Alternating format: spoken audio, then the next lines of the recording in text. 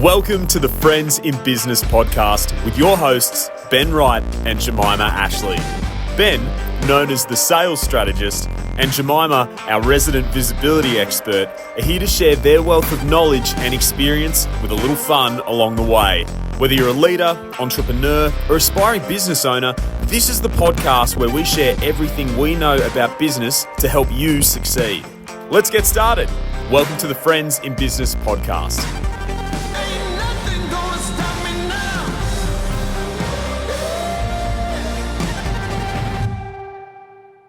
Hey Jemimah, welcome back to Friends in Business.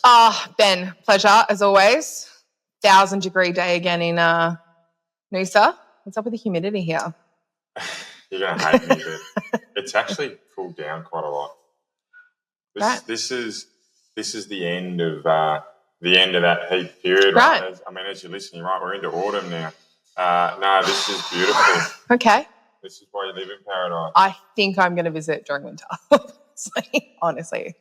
It's amazing in winter. We get the fire going.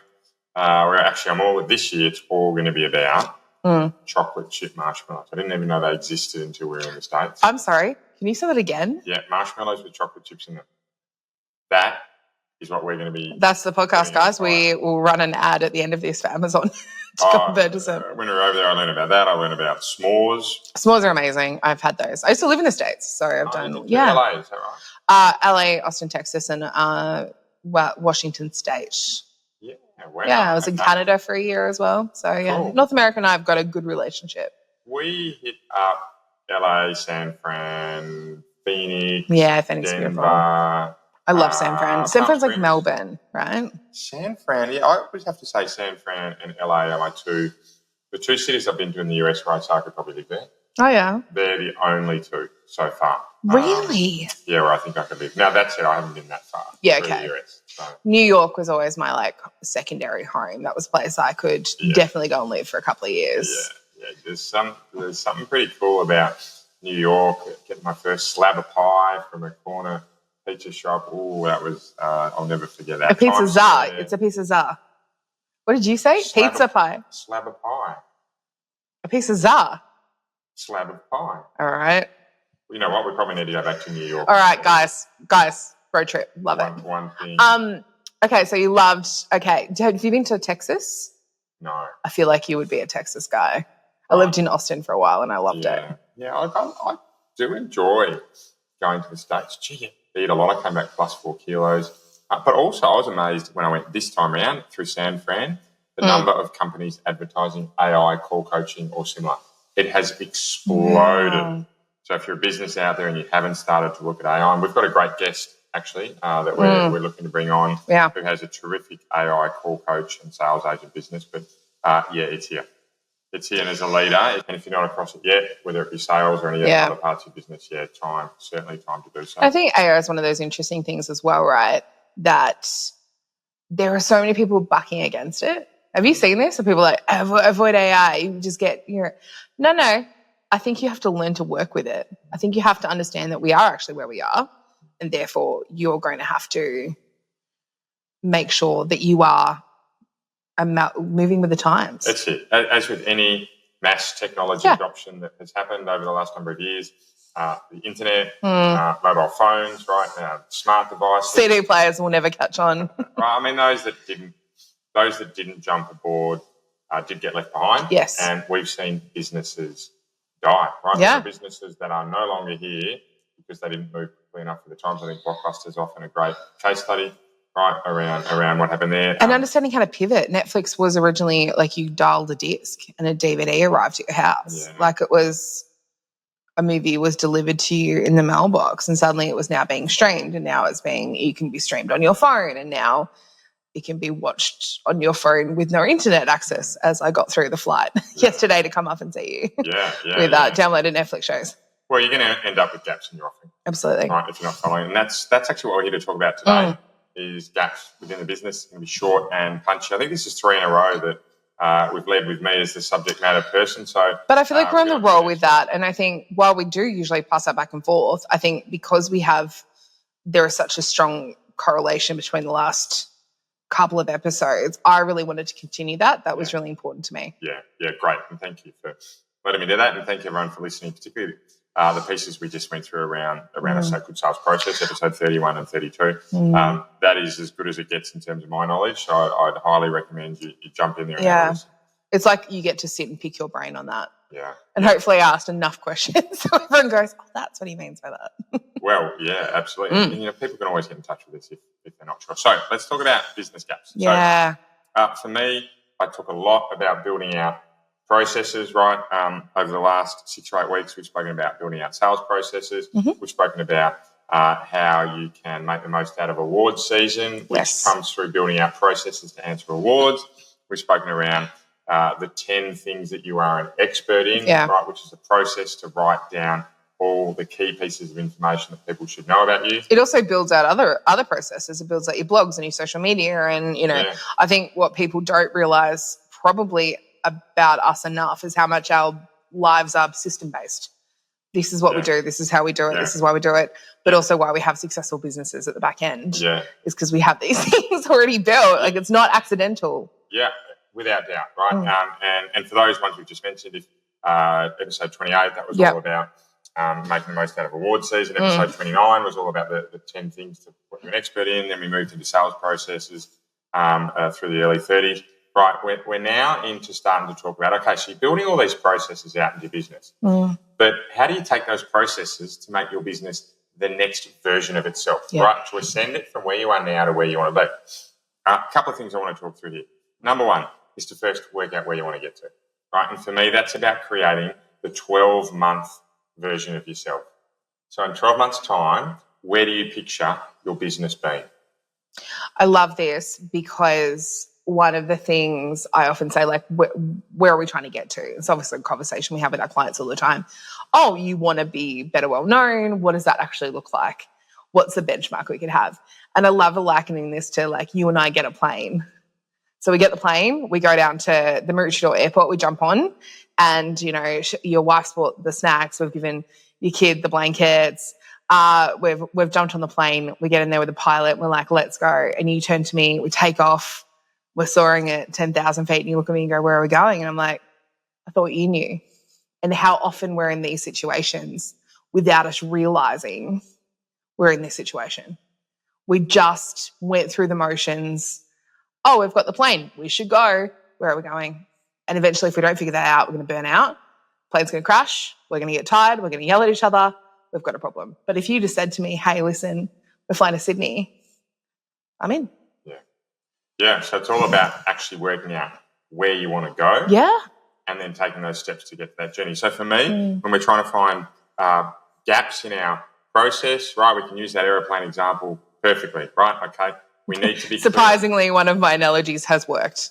Oh, Jemimah, you have plenty of analogies that we like. Don't be so hard on yourself, right? And I'm not even going to qualify that. So we are working out where we want to be in 12 months, right? Step number one. So by doing so, we're actually writing down all the key things about our future self or our future business, right? So when we're looking at that, and for example, if we're a business that is in the healthcare space and in 12 months' time, we need to have sales growth of 30%, right? Let's say we're in a rapid growth phase, right?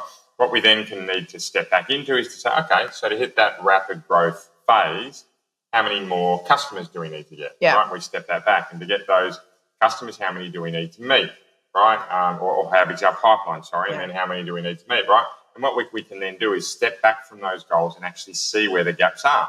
Well, actually, hang on, we want to be growing by 30%, which is the equivalent of 150 new customers. We know that those customers, generally we're going to be closing 1 in 3 from when we quote, so we need to be getting out to 450. And of everyone that we meet, we quote 1 in 2. So then we need to be actually having our first prospects, our first meet and greet needs to be with 900. So we've got 900 across a 12-month period, right? That's 75 customers a month that we need to be getting to. I think my maths is correct on the fly, right? And we're currently only getting to 45. As soon as you start saying numbers, I trust you so sufficiently. I just hear while you're explaining it. So I'm like, Ben knows math. We're good. Yeah. As the parrot's talking, right, if we sit here and say, well, we're only at 45 customers right now, but we need to get to 75, we've got a gap of 30, right, which is essentially 6, 7, 8 customers a week, right, 6, 7, 8, depending on how you look at it, right, if it's a linear week across your month. right? And we can straight away go, right, there's our gap, let's get to fixing it. Right. So that is a really effective way of saying, okay, to get to where we want to be, right? What does this look like? What does it look like? And then we work backwards to see what's missing. Yeah, I love that. We can do that in marketing when it comes down to leads we have to generate. We can do it in operations when it talks about throughput, jobs per day, right? We can do it in legal, right, when we're spending X amount of time dealing with certain issues at a legal level, or at finance when we have a certain amount of bad debtors, right, or cash flow, whatever it may be, how many jobs we need to step back towards to get our cash flow right, supplier payment terms and so forth. So when we set where we want to be, we can then look at where the gaps are and step backwards from there. I love this. And the one thing I just want to say, like, not to disagree with you, but a little bit of a qualifier here. I think one of the things that I've seen that prevents people from even taking this step is because 30 seems like so much. Like, I've got a gap of 30 people. I'm never going to be able to find, Like, we do have this automatic, it's almost like an automatic break. We're like, oh, no, I can't do that because it seems like a huge gap. I would just say carefully going forward, like, even if for 12 months you're like, I need, 30 people, that's going to be 2 a month. Even if you only get half that, you're still 15 above where you were. Yeah, shooting for the stars but landing in the trees. Yeah, we're fine. Like, fine, you've done better. You're off the ground. Yeah, and you can have another run at that, and these can be adjusted, and these can be malleable dates and data and things that you're putting in here, and things can change. Yeah. And also, you can change things to make this work. No doubt, you're better to have loved and lost than to have never loved at all, right? This is really impactful here, that if you're out there trying to grow your business and you don't get there, right, it's not so bad. Everyone's kissed plenty of frogs, I think as the saying goes, right? I can't wait to see you bring this back, but let's go. It's very real, right? If you haven't thrown that love into growth of your business and tried and given it everything you can, right, then at the end of the day, you are unlikely to get to where you want to be. Oh, for sure. Unlikely to have that business that hits all the results you want. So agreed. That's the first option in terms of finding and solving gaps in your business. Love that. Second piece, which I think is a really effective way as well, is generally going to come off the back of when you've process mapped a lot of your business. So we've just spoken about mapping out your sales process, which I think is an integral part of what you do, right? For me, where the gap analysis can become really cool is when you go through that sales process, right? Those 5 steps: lead generation, meet and greet, quote, closing, and then your post-sale onboarding and key account management, right? When you go through those 5 steps and everything you've set up, is find the gaps. Find the things that you're not doing really well. For example, when it comes to the meet and greet, if you are not confirming your meeting as a salesperson, great, there's a gap, right? We can roll that through the team that there's reminders in your CRM to be to be confirming those meetings. And you'll only go to someone's house 1 or 2 times and realise you've wasted hours of your life before you'll course correct that and be like, I better get that confirmation in. But I mean, you'd be amazed though at how quickly you then start to forget to confirm your meetings again, right? So we build that process gap into our CRM. Have you confirmed the meeting? Right, if you're missing in the meet and greet piece around needs analysis, right, you're not spending enough time doing that, or your teams are generally jumping too quickly, right, from rapport building into needs analysis, you can start to train your teams on this. You can start to systemize it. But by having processes written down, it gives you the opportunity to find out where your gaps are. And for me, that is actually as effective as saying, here's where we want to be in 12 months' time, right, as versus here's where we are now. Let's fix some of these gaps and that'll help us on that journey. So those 2 ways really practical in terms of identifying gaps. What I love that comes from there is how you fix them. Yeah. And it's easy to say, we got the gaps, let's go to it. But there's a systematic way that works here. Right, 2/3 of all change management activities fail. Right, big. That's numbers. Big. 2/3 fail. 2/3 of change management activities fail. If you even think about it at a personal level, how many times have you said you're going to go and build a new habit and you just haven't got there? Yeah, it's true. I mean, us, probably not so much. You and I have got pretty established habits down because of the businesses we have. It's actually lack of other choice, I think, more than anything. But for most people, isn't it something like 14 days? Like New Year's resolutions are done by about the 15th of January. Oh, I haven't subscribed much into that, which is I believe it. But I'd say I'm human as well. One of the things that I have at the moment is as part of my my life outside of business is trying to get super fit and healthy back into triathlons. Is I know that I'm eating my meals in the wrong balances at the wrong time of day. Yep. Right, and I've set myself a goal that I'm going to start adjusting. I'm going to be eating a little bit less carbs at night, more front loading it around when I'm exercising. But geez, I'm finding it hard to build the habit. Yeah, really bloody hard. So we did order fries for the table last night. So. We did. We were at the chippies sitting out over the water. It's very hard to beat. So what I will say though is when we identify where we have the gaps within our business, making that meaningful change for me is most successful. And we can look at, we've spoken about atomic habits before. We can look at all types of different models here. But where I see change most effectively impacted is when we get the team involved. Yeah. So we have the goal, but we then bring the team together to work out the solution, right? The why. So the solution becomes, right, we've got a gap in our meet and greet part of our sales process, or we have a gap in our marketing lead generation.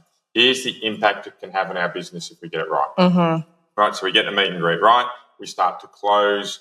Instead of 25% of our customers, we're closing 35% of our customers, right? And all of a sudden that gap, to use the example from the start of the podcast, is that we need 30 new customers a month extra. That starts to close because we're actually simply closing more. So we actually don't need the 30 new customers, right? We might only need 15 or 10 more because we're closing more of what we got, right? So that's the why that comes in, and then we sit down as a team and we say, okay, here's how we're going to make this happen. One of the things, I'm just going to go back to my plane analogy because somehow I know more about planes than I do about this process, Ben. But I did once meet a pilot who explained to me the difference between taking off from Sydney and arriving in Japan and arriving in LA is 1 degree. But it's 1 degree over hours and kilometres. So it was not much of a change, but the difference between, 1 degree here is that versus we've now got this really significant departure from where you can end up. Wow, 1 degree difference, right? 1 degree. You pitch 1 degree difference when you're in Japan versus LA. And I use an analogy a lot in Atomic Habits because it is just like you change one thing, you can actually change everything. And that old, idiom about, you're only one decision away from a totally different life. And it's true, but it's a stack of decisions that you have to make. Yeah. And I really love that idea of just these tiny little, and like you said, you close one gap, you start to close another. You suddenly just doing 1 degree activity, you've gone from Japan to LA pretty quickly. Yeah, and this is where the power is in bringing your team together. Yeah, right? love that. You can bring them together to decide how you're going to fill those gaps. Right, we get everyone on the same page because that 1 degree gap also works not only from an improvement point of view, but also within your team. If everyone's just slightly misaligned, right, and you start trying to move towards that common goal, that goal becomes very, very wide. And all those pots of gold you want to pick up along the journey, they become very, very different, right? So, hugely impactful as you work out the gaps, bring your team together to solve out how you're going to pick those gaps. And then the third part here is setting deadlines, right? I talk about the 3 Ds, deliverables, decision makers and deadlines. This piece here is around due dates, right, and then measuring progress to them. How are we going? We've got a team that's regularly looking around this improvement piece in your business. You're catching up. How are we going against our goals? Are we there? What's getting in the way? What's stopping it happening? And what are we going to do next, right? And I talk a lot about change management champions. I think it's another discussion for another day, right? But the piece that's really important here is we're setting the goals, we're working out how to build them together, and then we're measuring progress. Because when we measure progress, we can see when things are working and when they're not. What is measured is managed. Yeah. Another one of what gets measured gets done, right? Yeah. There's so many sayings around this. I love one line. It's just a reminder. I love the reminders because, like, whatever you're measuring, you're managing. It's like if you're ignoring it, it's chaos. Yeah. But if you can bring it in, we love a good system in this podcast. But again, it's got to be managed. Yes. And so I think the practical impact here for people listening is if you're a smaller business, right, work out where you want to be or work out where your processes, build your processes within your business, find those gaps, bring the most important people who would fix those gaps together, set the progress or set the tasks and the action items, and then measure those. I think if you get that right, be it a small business or a larger business, you're on your way to filling gaps and growing. So tell me one takeaway. What's your one takeaway for today? Well, I mean, the biggest, the bit that I'm never going to forget is 1 degree difference between Japan and LA when taken from Sydney. But I think actually that's a really important takeaway, is if we make small changes really regularly, right, they can have a tangible impact on where we land. I really like that from today. Yeah, great. My takeaway would just be how many plane metaphors I apparently have and knowledge. I will say the gap is really interesting, and I do like this idea of like, I really liked the, what did you say? Aim for the moon and land in the trees. Shoot for the stars, land in the trees. You're still higher than when you were. And I was like, sometimes it's 0, like 1 is greater than 0, right? Like we're always going to be that one thing. So yeah, making progress is really important. Excellent. Well, thank you, Jemimah. Have loved it today. Good friendly chat. Lovely, as always. We're friends in business. We look forward to seeing you again. Thanks, guys. I've been tried and you know I've been tested. Thank you for listening to the Friends in Business podcast. This episode was brought to you by your hosts, Ben Wright and Jemimah Ashleigh, recorded in beautiful Noosa, Queensland. For more insights and resources, visit Ben at strongersalesteams.com and Jemimah at jemimahashleigh.com. If today's podcast has helped you, we'd be so grateful if you could leave a review and share with someone you know. This will help more people in the world benefit from the hard work we're putting in to bring you the best content we possibly can.